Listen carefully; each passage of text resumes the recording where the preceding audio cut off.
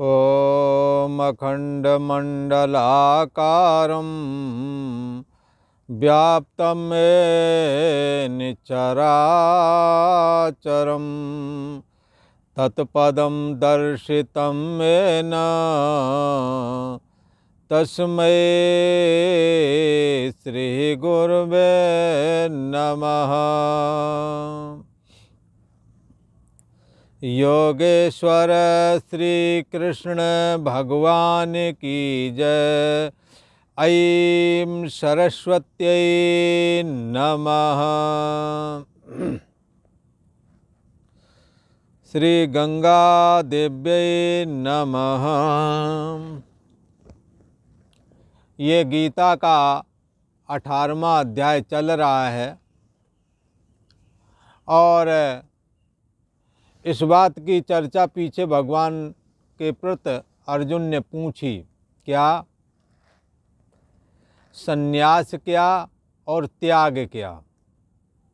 संन्यास और त्याग के विषय में अर्जुन ने भगवान श्री कृष्ण के प्रति प्रश्न किया है और कहा कि संन्यास और त्याग को मैं अलग अलग जानना चाहता हूँ। भगवान श्री कृष्ण ने 4 लोगों के 4 विद्वानों के मत बताए। एक तो ये बताया कामनाओं का त्याग करना ही सच्चे अर्थों में संन्यास है। हृदय में किसी प्रकार की कामना ना रह जाए, सन्यासी हो गए। कामना यदि नहीं है तो राग द्वेष भी नहीं रहेगा। तो गया सा नित्य सन्यासी यो द्वेष न कांक्षति, उसे तो तुम नित्य सन्यासी ही समझना जिसके अंदर कोई राग नहीं, कोई द्वेष नहीं, कोई कामना नहीं।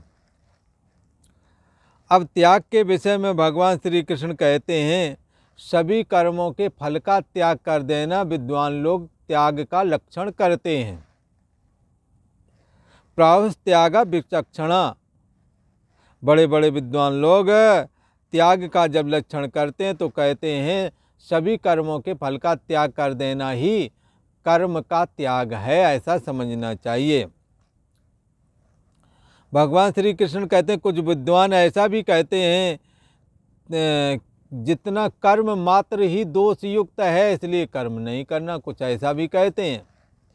त्याज्यम दोष बदते के कर्म प्राहुर मनीषणः, कर्म मात्र दोष युक्त है इसलिए कोई कर्म क्यों ना बना रहे, इसको त्याग देना चाहिए, ऐसा कोई कहते हैं। अच्छा, तो कोई दूसरे क्या कहते हैं कि चलो आप कहते हैं हम आपकी बात मानते हैं कि संपूर्ण कर्मों का त्याग कर देना चाहिए, कर्म मात्र दोष युक्त है इसलिए कर्म का त्याग कर देना चाहिए। परंतु मैं एक बात और जान रहा हूँ कि यज्ञ दान और तप रूप कर्म का त्याग नहीं, बाकी भले ही कर दो। चौथे प्रकार के विद्वान ऐसा कहते हैं कर्म, तीसरे प्रकार का तो कहते हैं कर्म मात्र दोष युक्त है इसलिए सभी कर्मों को छोड़ दो। चौथे नंबर के कहते हैं सभी कर्मों को मत छोड़ दो, जिसको छोड़ना हो छोड़ो, पर यज्ञ दान तप को कभी मत छोड़ो। इस तरह से ये 4 प्रकार की बातें भगवान श्री कृष्ण ने बताई और कहा ये 4 प्रकार का सिद्धांत का पालन करने वाले विद्वान महापुरुषों में हैं जो ऐसा ऐसा बोलते हैं। भगवान श्री कृष्ण कहते हैं कि ये बातें तो हमने सैद्धांतिक बताई, पर मेरा मत क्या है वो मैं तुम्हें बतलाता हूँ। त्याग के विषय में मैं चर्चा कर रहा हूँ और त्याग मैं किसे ठीक प्रकार से किस त्याग को ठीक समझता हूँ ये बात भगवान बता रहे हैं। भगवान श्री कृष्ण कहते हैं अर्जुन, त्याग भी वैसे 3 प्रकार का होता है। त्रिविधा संप्रकीर्ततः, ये त्याग भी 3 प्रकार का होता है। किस कारण? सात्विक राजस तामस वेद से ये त्याग भी 3 प्रकार का हो जाता है। तो यज्ञ दान तपा कर्म ना त्याज्यम, त्याग ही करना है तो सबका त्याग कर दो, पर यज्ञ दान तप का त्याग मत करो। बोले क्यों ना करूं? बोले इसलिए मत करो, यज्ञो दानम तपश्चैव पावनानि मनीषीणाम। यज्ञ दान और तप रूप कर्म, आप यदि विद्वान हो गए, आप यदि योगी बन गए, आपका चित्त निर्मल हो गया, तो भी आप यज्ञ दान और तप करेंगे तो आपका चित्त और भी निर्मल हो जाएगा। इसलिए यज्ञ दान तपा कर्म न त्याज्यम, नहीं त्यागना चाहिए, बल्कि कार्य में उतत करना चाहिए। क्योंकि यज्ञ दान और तप रूप कर्म बड़े बड़े विद्वानों को और अधिक पवित्र करने वाले होते हैं। इसलिए भगवान श्री कृष्ण से अर्जुन ने पूछा, महाराज कर्म कैसे करें कि कर्म हमारे को बांधे ना। तो भगवान श्री कृष्ण ने त्याग के विषय में अपना निश्चित मत बताया। भगवान श्री कृष्ण का जो चित्त की स्थिति है निश्चयात्मिका है और परमात्मा में सदा स्थित है, इसलिए उनके निर्णय भी बिल्कुल निश्चित किए हुए होते हैं। भगवान श्री कृष्ण कहते हैं, अर्जुन ये जो कर्म है जिनके विषय की चर्चा चल रही है, ये कैसे करना चाहिए, इस विषय को हमारा निश्चित किया हुआ मत सुनो कि कैसे कर्म करें कि कर्म बांधे नहीं। कर्म की हों स्वरूपें चीने, जब अंतर्यामी परम ब्रह्म परमात्मा जो कि बुद्धि देश का आश्रय प्रकाशक है और समस्त बुद्धि देश का साक्षी भी है, संपूर्ण जीवों की बुद्धि देश का साक्षी भी है, ऐसा अंतर्यामी आत्मा शरीर को सत्ता देकर शरीर के द्वारा कर्म करवाता है, पर कर्म आत्मा में नहीं है।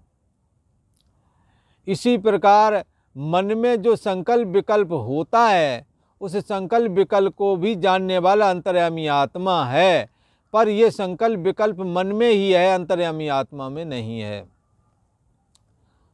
ऐसे ही बुद्धि का सोना और जागना भी ये एक निश्चित सतह तक ही है। अंतर्यामी आत्मा जागना और सोना भाव से रहित है, सत्तात्मक तो है, पर जागना और सोने वाली जो चेतना है ये जीव चेतना है, ये कोई ब्रह्म चेतना नहीं है।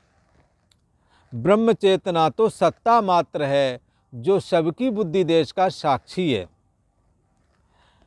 ऐसी अंतर्यामी आत्मा को कर्म बांध नहीं सकते, पर अंतर्यामी आत्मा को यदि भूल जाओ, यदि अंतर्यामी आत्मा में स्थिति ना रह सके, तो इसके बाद में होते हुए भी, आत्मा के होते हुए भी अनहुआ आत्मा जैसा ये पुरुष हो जाता है। इसलिए ये जो साधक है जब कर्म करे तो कैसा करे, कर्मों से अपने को असंगता का अनुभव करे, अलग कर्मों से अपने को अलग अनुभव करे। इसलिए भगवान श्री कृष्ण त्याग के विषय में कहते हैं कर्म का त्याग करें तो कैसे करें, तो बता रहे हैं। 6वां श्लोक है 18वें का, जिसमें ये बात क्लियर की जा रही है। एतान्यपितु कर्माणि संगम त्यक्त्वा फलानि चा कर्तव्यानीति में पार्थ निश्चितं मतमोत्तमम्। भगवान श्री कृष्ण कहते हैं, पार्थ एतान, तो भगवान श्री कृष्ण अर्जुन से कहते हैं, हे पार्थ एतान तू, इन कर्मों को तू। अच्छा, कौन से कर्मों को, किसी ने कहा, अरे बोले वही पुराने वाले कर्म, यज्ञ दान और तप। ये जो कर्म हैं, हे पार्थ इन यज्ञ दान और तप रूप कर्मों को तू अन्यान्य अपि कर्माणि, तथा और भी दूसरे संपूर्ण कर्तव्य कर्मों को, यज्ञ दान तप रूप कर्मों को तथा और भी संपूर्ण कर्तव्य कर्मों को कैसे करना है, संगम चा फलानि त्यक्त्वा, आसक्ति और फलाकांक्षा का त्याग करके करना है।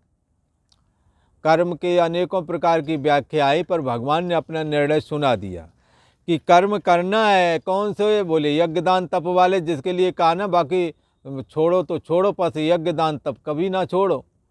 भगवान श्री कृष्ण से पूछा, महाराज आप बता दो तो बात क्लियर हो जाए, क्योंकि आप जगत के ईश्वर हैं, आपसे ही ब्रह्मा जी प्रकट हुए हैं और आपसे ही पर ब्रह्मा जी के माध्यम से अत्रि, अंगरा और दक्ष प्रजापति, नारद और वशिष्ठ आदि उत्पन्न हुए हैं।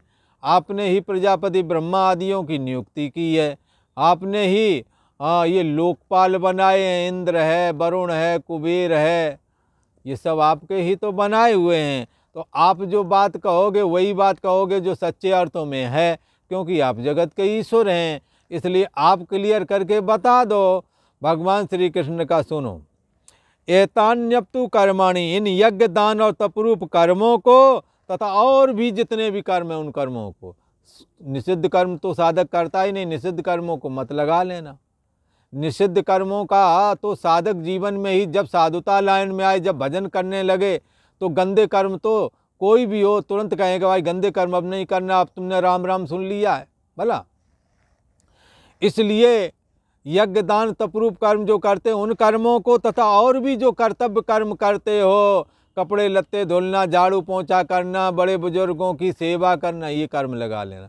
बाजार गए सब्जी ले आए भला, इसी प्रकार धन आदि खर्च करना और वाणी के द्वारा किसी को ट्यूशन आदि पढ़ा देना, तो ये सारे कर्म अन्य कर्मों में आ जाएंगे।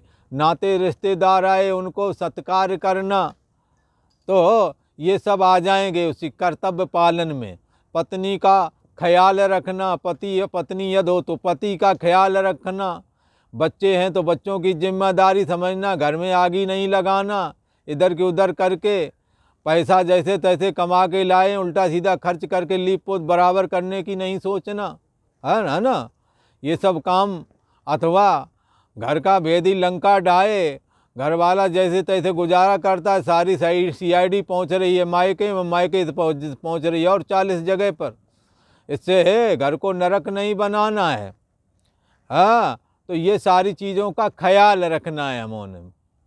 तो क्या है कि एतान्यप्तु कर्माणि, इन कर्मों को करना है तो कैसे करना है। भगवान श्री कृष्ण कहते हैं यज्ञ दान तपरूप कर्म करो तथा, और जो अभी गिनाए इन कर्मों को कैसा करना है, संपूर्ण कर्तव्य कर्मों को, यज्ञ दान तप को और संपूर्ण कर्तव्य कर्मों को आसक्ति त्याग करके करो। बोले किस दिन का एक का मतलब है आसक्ति त्याग कर करो, मतलब ये है कि आपको काम दिया गया है, बोला कि तुम्हें ऑफिस में बैठना है और ये लिखते जाना, पर तब तक पता लगा कि गौशाला से गोबर डालने वाला तो भाग गया, कोई है ही नहीं, फिर वो गोबर का क्या होगा, जाओ फेंक आओ जा करके। बोले अरे हम तो यहाँ काम करते, हम वो वाला काम नहीं करेंगे।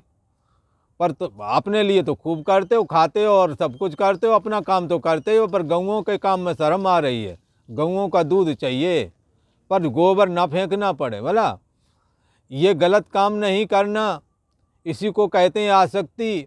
नहीं, हमें ऑफिस के काम से में ही हमें लगाना चाहिए, हमें गोबर फेंकने में नहीं लगाना चाहिए, गंदा कर्म है। पर दूध पीना अच्छा कर्म है। पर कोई है नहीं तो अटके में भी काम नहीं चला पा रहे। क्यों नहीं चला पा रहे? क्योंकि आसक्ति है। ऑफिस वाले काम को ही हम करेंगे, वहाँ जाएंगे हमारी इज्जत बिगड़ जाएगी। गुरु सेवा में इज्जत नहीं बिगड़ती, बनती है। काम कोई छोटा और बड़ा नहीं होता, इरादे ही छोटे और बड़े होते हैं। इसलिए बड़े बड़े महापुरुष हुए हैं, जैसे रविदास हुए हैं, आज उनके साहित्य को पढ़ना लोग सौभाग्य समझते हैं। पर वो जूता गांठते थे। किसी ने उस समय उनसे कहा तुम्हारे राजा रहीत बड़े बड़े चेला हैं और तुम जूता गांठने का काम अब बंद कर दो। बोले नहीं, ये हमारे बाप दादे का है, ये हम नहीं बंद करेंगे कभी भी। तो उनकी इज्जत तो नहीं घट गई है, सारे समाज में पूजा हो रही है। और 2 टके का काम करने लगे यहाँ आकर के, अब बाबू बन गए। वहाँ भी ऐंठ के रहे, यहाँ भी साधुओं को के अंदर में भी आकर के, आश्रमों में आकर के ऐंठ करके रहना, आसक्ति पूर्वक रहना, तो यहाँ आने का कोई विशेष फ़ायदा आपको मिलने वाला नहीं है। विशेष फ़ायदा यदि चाहते हो तो आसक्ति त्याग दो। जो मिल जाए, जैसा मिल जाए, हाँ वैसा खा पी लिया जाए, और जो काम मिले वो करना चाहिए। भला रामकृष्ण से को बड़ो तिनहु ने गुरु कीन, राम और कृष्ण से बढ़कर के कौन हो सकता है। उन्होंने कहा था कि इस राजसूय यज्ञ में समस्त राजा लोग ही समस्त कार्यों को संपादन करेंगे। जो राजसूय यज्ञ धर्मराज युधिष्ठिर ने किया था उसमें सभी सेवाएं राजा लोग संपन्न कर रहे थे। तब बाद में यह हुआ कि ये साधु ब्राह्मण भोजन करेंगे, इनके पत्तल कौन उठाएगा। तो राजा अभिमान से ग्रसित, किसी की हिम्मत ना पड़े कि मैं उठाऊंगा। तब भगवान श्री कृष्ण ने कहा, सुनो भाई, हाँ, ये पत्तल उठाने का काम हमारा है, किसी को मैं दूंगा भी नहीं। अगर कोई लेना भी चाहे तो ये सेवा हम किसी को देंगे भी नहीं। हाँ, पत्तल दोने उठाने का काम श्री माधव जी ने किया था, जो जगत के एकमात्र आधार हैं। आप उनसे बड़े हो गए हो क्या? इसलिए जो मिल जाए, जैसा काम मिल जाए कर लेना चाहिए। हाँ, इरादा हीनता का नहीं रखना।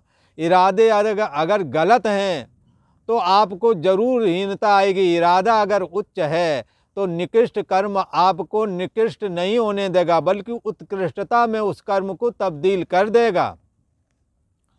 यही कर्म है, इसी हाथ के द्वारा करना है, कोई अलग हाथ नहीं बन जाएंगे। पर नजरें बदली तो नजारे बदल गए, किश्ती का रुख बदला तो किनारे बदल गए। आप अपनी नजरें बदलो।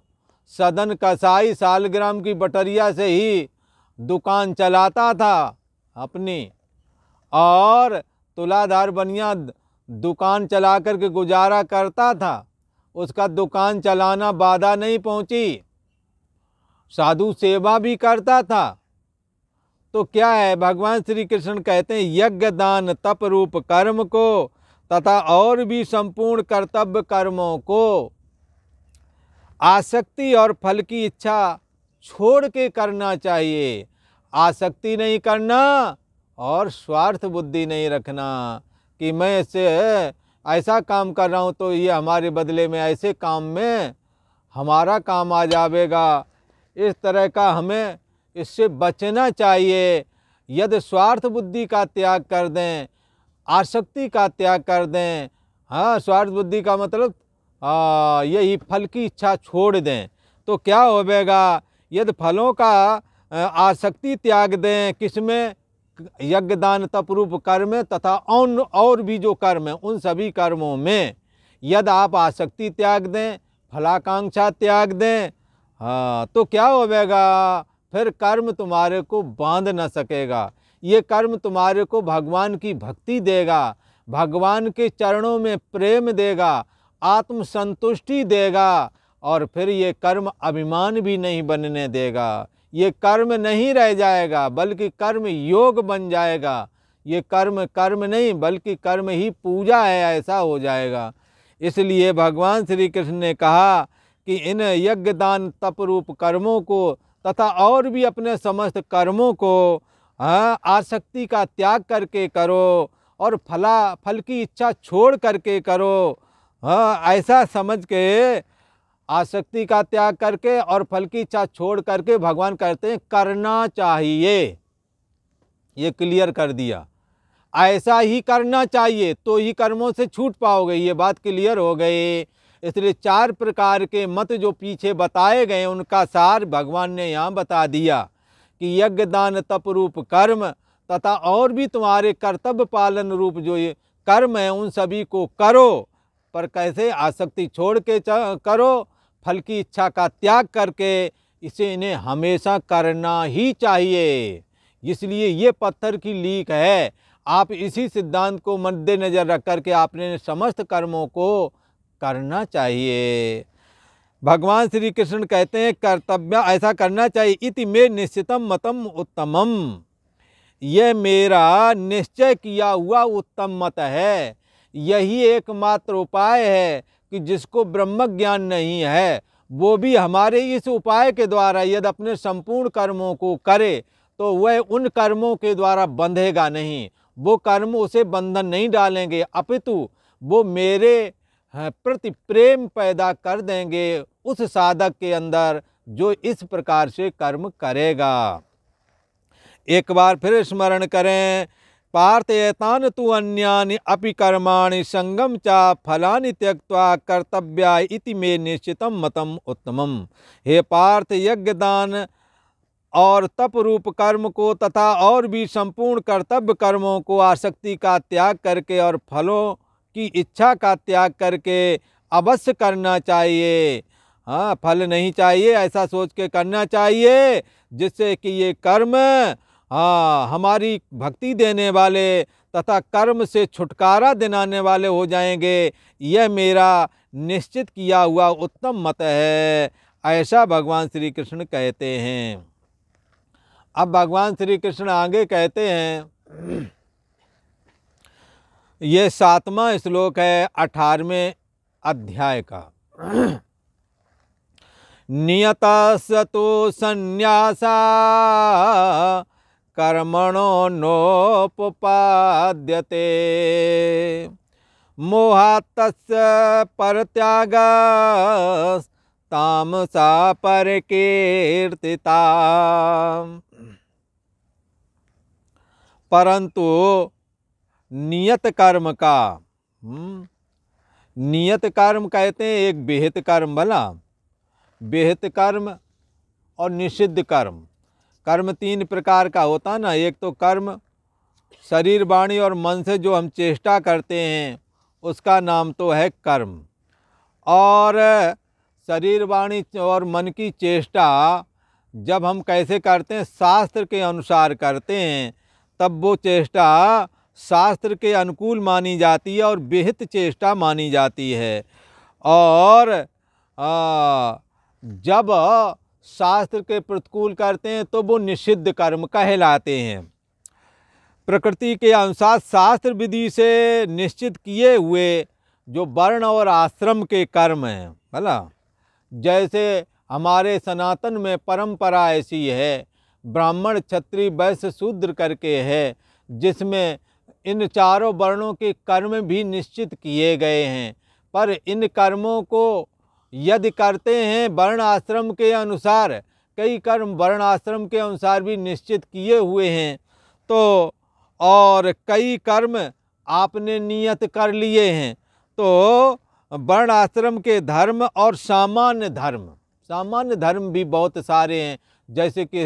जैसे आप पिता नहीं हैं, कोई बालक ले लिया गोद, पिता वाला फर्ज अदा करो, ना भी ले ले हाँ तो भी आप किसी का पालन पोषण करने लगो, पिता वाले फर्ज चालू हो गए, कर लिए पालन आपने, तो ये क्या हो, ये स्वधर्म बन जाता है। कोई असहाय मिल गया तो शास्त्र के वर्ण आश्रम के अनुसार और सामान्य धर्म रूप स्वाभाविक कर्म जितने भी हैं, वर्ण आश्रम के धर्म, सामान्य धर्म रूप कर्म और स्वाभाविक कर्म, उनको यहाँ स्वधर्म, सहज कर्म, स्वकर्म, नियत कर्म, स्वभाव कर्म, स्वभाव नियत कर्म इत्यादि नामों से अनेकों प्रकार से यहाँ कथन किया जा रहा है। कौन कौन कर्मों को? वर्णाश्रम के धर्मों को, सामान्य धर्म रूप स्वाभाविक कर्म, सामान्य धर्म रूप स्वाभाविक कर्म। जैसे सामान्य धर्म बन जाता है, उठे तो बहुत ज़रूरी आंखें धोना, दांत मांजना, रोज नहाना। बात ना अच्छी मानी जाती है, चाचा इतने बड़े नाखून बढ़ाना, बच्चों को सिखाते थे ना छोटे पे, तो नाखून काट लो, दांत मांज लो, है ना। ये बहुत चीज़ें ऐसी हैं जिसके लिए कहते हैं कि 10 काम छोड़ करके नहा लो, 100 काम छोड़ करके खा लो, और 1000 काम छोड़ करके सत्संग कर लो। ये कई और भी धर्म इस तरह के कर्तव्य पालन।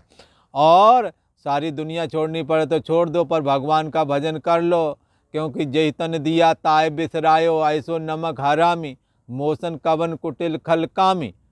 ये बात हमारे जीवन में नहीं आनी चाहिए। भगवान ने हमें शरीर दिया है, किस लिए दिया है? भजन करने के लिए दिया है।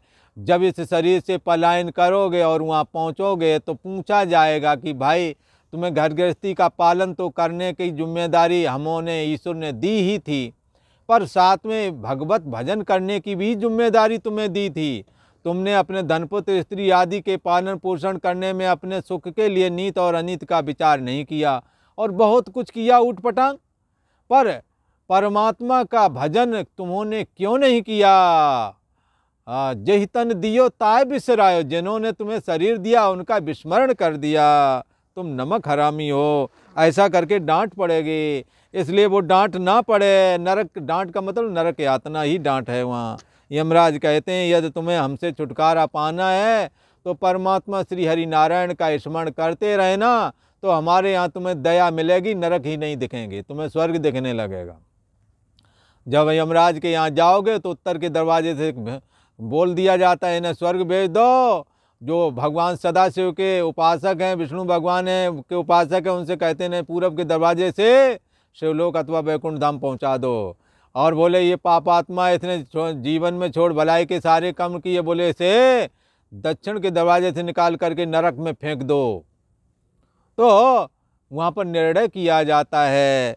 इसलिए ये निर्णय आपका यमराज के दरबार में हो कि इससे पहले कुछ यत्न कर लो, वरना वहाँ पर हिसाब देना पड़ेगा।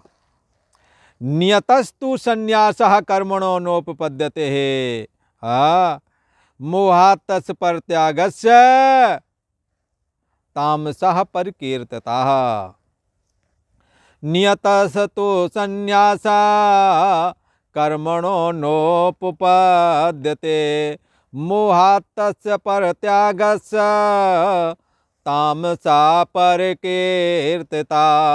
हे अर्जुन, नियत का अर्थ विद्वान कई तरह से करते हैं। शास्त्र वेद कर्म भी नियत कर्म ही कहे गए हैं, जैसे कि बताए वर्णाश्रम के अनुसार।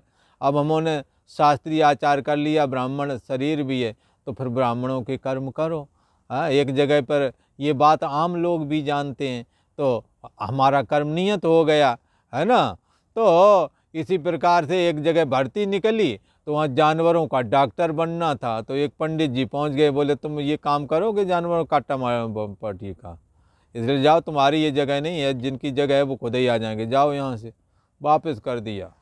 तो क्या है, तो नियतस्य, वर्ण आश्रम के अनुसार नियत। इसी प्रकार आप मिलिट्री में चले गए, अब मिलिट्री में चले गए तो सीमा की सुरक्षा करना है।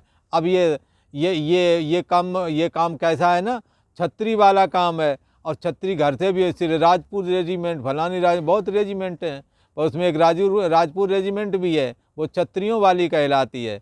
अब इसमें छत्रियों का काम पहले से ही युद्ध करना, प्रशासन करना आदि पहले से भी कहते आ रहे हैं वर्णाश्रम के अनुसार भी। और स्वाभाविक ही युद्ध में प्रवृत्ति अगर है तो इसका मतलब क्षत्रिय धर्म स्वाभाविक ही आप में है, तो आप वो कर्म कर सकते हैं। इसी प्रकार वैश्य शूद्र आदि परिचर्यात्मकम कर्मम शूद्रस्यापि स्वभावजम, परिचर्या करना, और ये श्रमिक वर्ग, ये चतुर्थ वर्ण ही पूर्व काल में शूद्र शब्द करके कहा गया है। दरअसल शूद्र शब्द लोगों ने कह करके बदनाम कर दिया है। शूद्र शब्द सम्माननीय शब्द है, ऐसे इसे किसी ये अपमानजनक शब्द है ही नहीं। कल को ऐसे ही व्यंग करते करते कहो ब्राह्मण शब्द को ज़्यादा बदनाम कर दें, कहो इससे भी उन्हें भी बदनाम ही लगने लगे। जैसे 4 प्रकार के वर्ण होते हैं, ब्राह्मण क्षत्रिय वैश्य शूद्र, तो 4 प्रकार की ये वृत्ति वाले लोग होते थे, उनको छांट लिया गया था, वहाँ से जाति चालू हो गई थी। खैर वो ब्राह्मण क्षत्रिय वैश्य शूद्र आदि जो वृत्ति विशेष वाले लोग थे, जो समदम वाले हैं, ज्ञान प्रदान हैं, और ऐसे लोग ब्राह्मण कहलाए। जो प्रशासक वर्ग में थे, जो समाज की रक्षा करते थे, क्षत्रिय कहलाए। और जो स्वयं कमाते थे, दूसरों को भी काम आ जाते थे, इनकम टैक्स वगैरह देते थे, वो बनिया लोग कहलाए। वैश्य वर्ग कहलाए, वो कोई भी करे वो काम तो बनिया हो गया है। इसी प्रकार चतुर्थ वर्ण आता है श्रमिक वर्ग, जिसको पूर्व में शास्त्र में शूद्र वर्ण बोला जाता था। अब श्रमिक वर्ग जिसे ना बुद्धिमत्ता है, ना समदम है, न कमाने का कुछ जतन है, उसका दिमाग चलता है, ना कहीं सुरक्षा वाला काम कर पाता, तो बदले में क्या करेगा, लेबर वाली पार्टी में जाएगा। और वहाँ पर, और लेबर वाली पार्टी कोई ऐसी पार्टी नहीं, वो भी सम्माननीय पार्टी ही है। कारण कि जब कोरोना के पीरियड में लेबर ने काम करना बंद कर दिया तो सारी इंडस्ट्रीज बंद हो गई थी। इसलिए ये 4 वृत्ति वाले लोग ही ये सनातन धर्म में चातुर्वर्ण व्यवस्था के रूप में कथन किया गया है।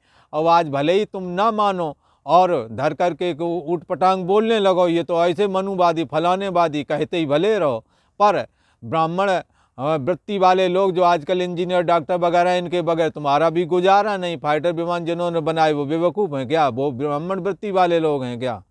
हाँ, ऐसा समझना चाहिए। ज्ञान प्रधान लोग ब्राह्मण वृत्ति वाले हैं। प्रशासक वर्ग जो स्वयं रक्षा करते हैं, दूसरों अपनी रक्षा करते हैं, दूसरों की भी रक्षा करते हैं, वो प्रशासक वर्ग है। तो वो वृत्ति वाले लोग आज भी हैं, पहले भी थे, अब बाद आगे भी रहेंगे। और आज भी इंडस्ट्री लगाए हैं, स्वयं का गुजारा करते हैं। लाखों लेबर है उनके पास, श्रमिक वर्ग हैं, लाखों वर्कर लगे हुए उनकी रोजी चला रहे हैं, और सरकार को भी टैक्स दे रहे हैं, है ना। तो ऐसी वृत्ति वाले भी लोग हैं बहुत। हाँ, तो ये वैश्य वृत्ति है। और चतुर्थ श्रमिक वर्ग है, जिसको शूद्र शब्द करके कहा गया था। तो खैर, आज चारों वर्णों में एक वर्ण ना हो, श्रमिक वर्ग ना हो, तो ऊपर वाले तीनों बेकार। और ऊपर वाला अगर ज्ञान प्रधान वर्ग ना हो, जो ब्राह्मण वर्ग जिसको शास्त्र में कहा गया था, ये ना हो, तो नीचे वाले क्या करेंगे? अकलबंद देश चलाते हैं भला। तो क्या है, अकलबंद नहीं होवेंगे तो कैसे चलेगा काम? और फिर दमंग आदमी लड़ने में आगे होते हैं समाज की सुरक्षा के लिए, अगर वो ना होंगे तो क्या करेगा ज्ञान वाले? ज्ञान वाले पहले भाग जाएंगे। और क्या करेगा श्रमिक वर्ग, क्या करेगा बनिया? हाँ, इसलिए अगर बनिया ना हो, अगर पैसा ही ना हो, तो देख लो ये श्रीलंका है, पाकिस्तान वगैरह, इनकी क्या हालत हो गई, दिवालिया होने के कगार में। पैसा है नहीं, इनको कहते हैं भीख मांगने वाले देश। हाँ, ये भीख मांग, बगैर पैसे के भिखमंगों की कहाँ इज्जत है? तो चारों वर्ण अपने आप में बड़ी अहमियत रखते हैं। चारों वृत्ति वाले लोग हर समाज में, हर देश में हुआ करते हैं, और हर परिवार में हुआ करते हैं। इन चारों की ज़रूरत है। और चार भाई, एक नाप के चार भाई हैं, एक भाई जो बिछुड़ गया तो बाकी तीन ना काम आते हैं।